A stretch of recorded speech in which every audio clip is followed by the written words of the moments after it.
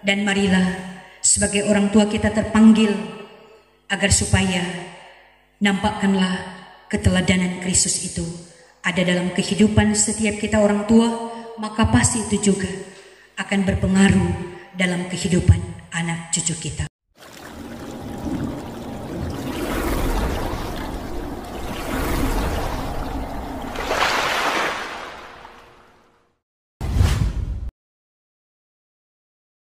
Salam sejahtera di dalam kasih Tuhan kita Yesus Kristus.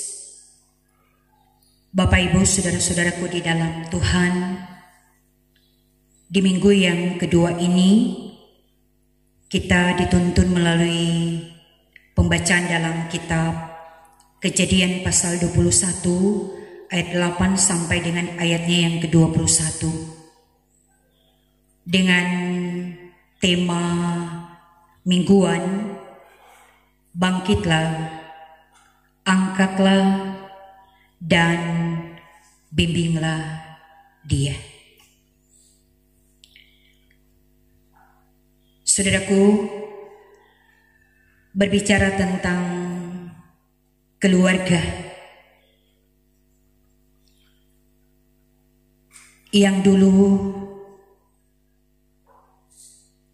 di mana keluarga itu adalah tempat kita berkumpul, tempat kita berbagi dan merasakan kasih sayang, tempat anak mendapatkan bimbingan dari orang tua. Bahkan memang dirasakan dulu waktu anak-anak hari Minggu itu dijadikan hari keluarga, bagaimana orang tua berkumpul bersama dengan anak-anak dan sungguh terasa nikmatnya dalam satu persekutuan keluarga. Yang pasti juga bagi Bapak Ibu ketika kita diingatkan bagaimana suasana keluarga dengan keadaan yang sekarang pasti kita bisa katakan itu berbeda. Di mana sekarang kita melihat kesibukan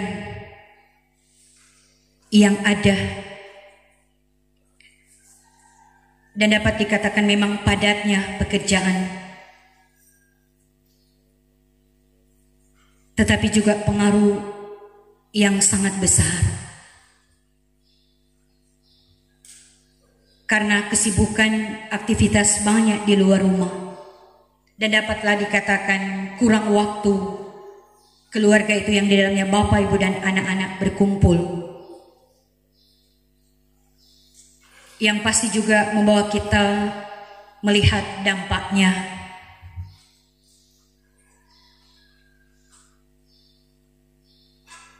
Itu komunikasi yang semakin berkurang, tapi pengaruh negatif itu begitu besar. Ya, saat ini marilah kita melihat melalui pembacaan kita pada hari ini, bahkan menuntun di sepanjang minggu yang berjalan. Kita diingatkan tentang bagaimana Abraham, Sarah, dan juga Hagar. Memang secara khusus dalam bagian pembacaan Alkitab kita ini mengungkapkan tentang Abraham, Sarah, dan Hagar. Tentu kita semua sudah sangat tahu Hagar ini siapa. Hagar ini dapat dikatakan hamba, pembantu yang telah mendapatkan seorang anak melalui Abraham, yaitu Ismail. Dan di saat juga Sarah diberkati kandungannya, dia mendapatkan seorang anak, Ishak. Dari bagian pembacaan Alkitab ini kita mendapati bagaimana sikap daripada Sarah, Abraham dan Hagar. Yang pertama ini, bagaimana perasaan daripada Sarah. Dia menyampaikan ungkapan isi hati kepada Abraham. Dan itu memang ada sebab. Ketika Ismail dan Ishak mereka bermain, dan hati seorang ibu ketika melihat anaknya itu diolok-olok, maka timbul perasaan tidak senang melihat tindakan Ismail yang menertawakan dan mengolok-olok Ishak. Hal ini menimbulkan rasa khawatir yang amat dalam dari Sarah untuk hak kesulungan yang telah dijanjikan Tuhan kepada Ishak. Dan pengusiran Hagar dan Ismail ini memang berdampak membuat perasaan juga Abraham itu tidak senang. Tetapi ketika Abraham mendengar dan mengingatkan, Allah mengingatkan Abraham bahwa Ishak itu adalah anak perjanjian. Tuhan Allah dia datang menghibur Abraham bahwa Ismail dia akan menjadi bangsa yang besar. Abraham pun menuruti perkataan Sarah karena dia mendengarkan suara Tuhan. Sehingga Ismail dan Hagar diberi bekal oleh Abraham roti dan air. Hagar dan Ismail ada di gurun Berseba. Saudara-saudaraku, menimbulkan juga masalah yang besar bagi Hagar. Karena ketika dalam perjalanan kehabisan bekal, air, bahkan juga makanan, hal ini pasti mendatangkan kesusahan.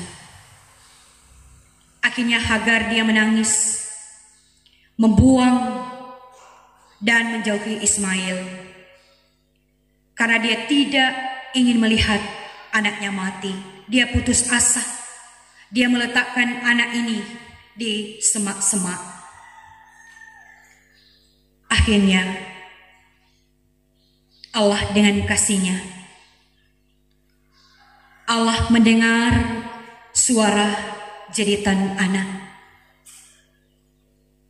Allah memberikan harapan dan kepastian.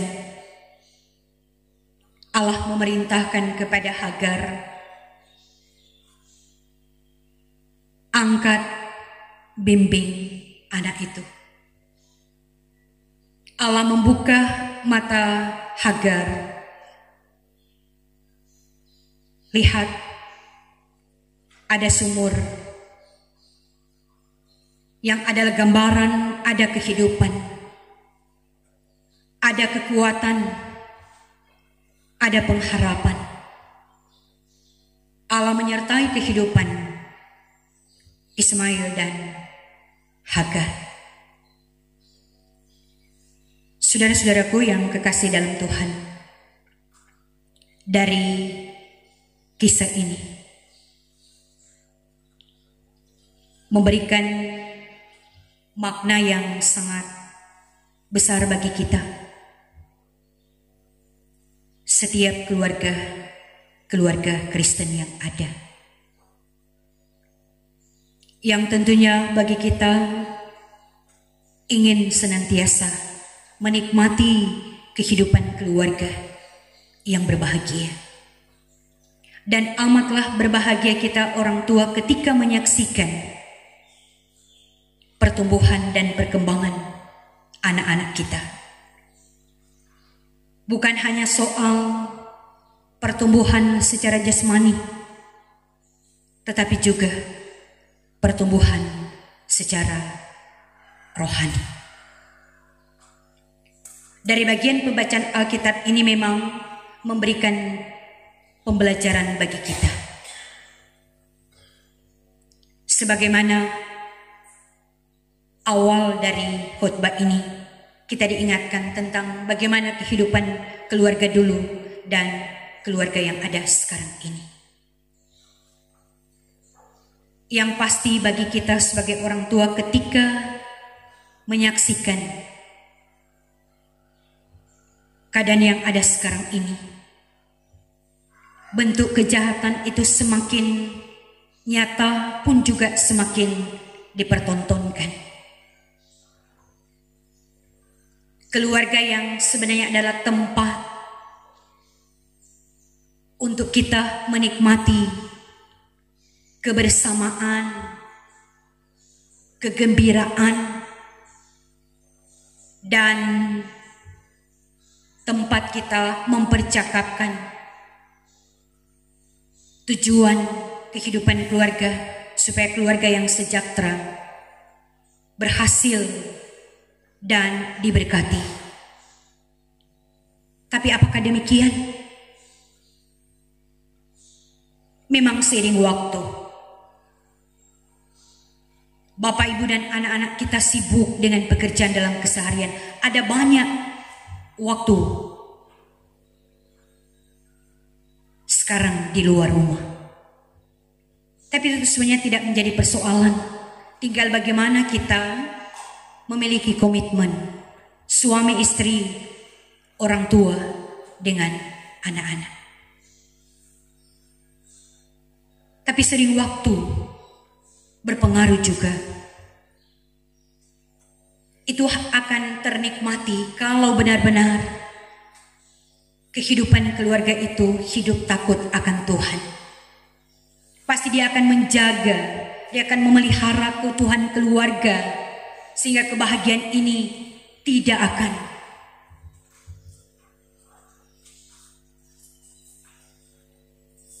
jauh dari kehidupan, tetapi akan semakin ternikmati. Jadi memang sangat berpengaruh kehidupan ketika berada di luar rumah. Apakah kita sebagai orang tua maupun anak-anak. Banyak kriminal, banyak bentuk-bentuk kejahatan. Apakah sebagai bapak, ibu maupun anak-anak. Tetapi yang menyiris tentang bagaimana kehidupan anak-anak sekarang ini. Banyak memang perenungan. Dengan kemajuan iptek yang ada, sangat juga berdampak dalam kehidupan keberimanan. Ada banyak cara untuk menepis agar supaya tetap kuat, terutama takut akan Tuhan. Tapi seiring waktu membawa kita berada dalam kecemasan yang amat besar. Karena dengan pengaruh juga kemajuan yang ada, sekali lagi sangat berpengaruh juga dengan kehidupan keberimanan. Olehnya tempat untuk kita mendapatkan kekuatan perenungan-perenungan ini menghentar kita sebagai gereja bahwa kekuatan itu pertama ada dalam lembaga yang terkecil, yaitu keluarga. Karena dalam persekutuan keluarga itu tumbuh nilai-nilai iman, Dan yang pertama, bagaimana kita sebagai orang tua benar-benar memiliki karakter Kristus, cara hidup kita, sehingga membuat keadaan dalam rumah itu memang memberikan kenyamanan, memberikan keamanan, dan merasakan bahwa suasana dalam rumah itu menyemangati dan memberikan motivasi, sehingga ketika keluar rumah, setiap anggota keluarga selalu mengingat-ingat tentang komitmen.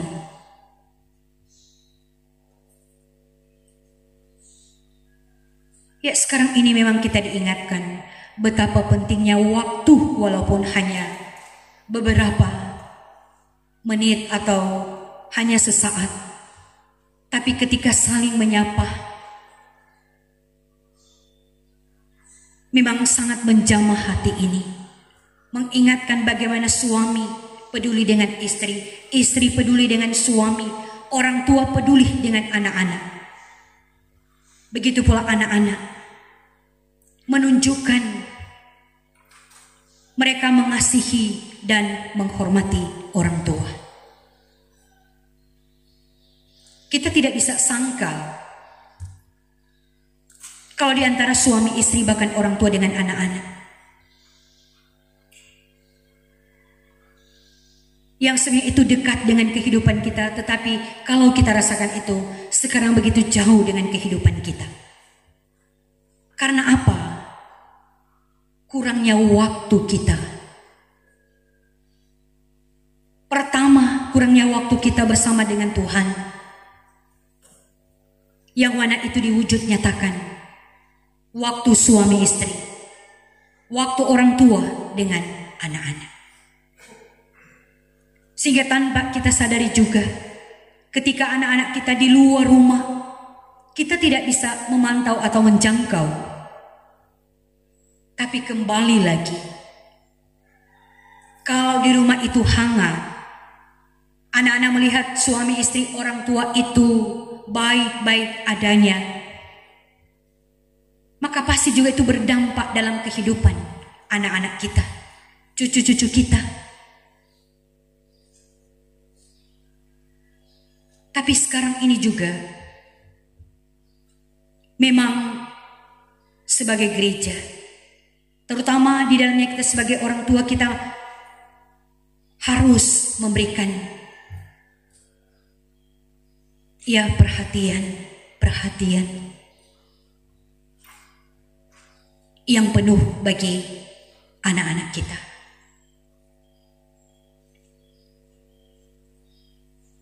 Jadi mereka mendapatkan kebahagiaan, kenyamanan itu bukan di luar rumah, tetapi di dalam rumah.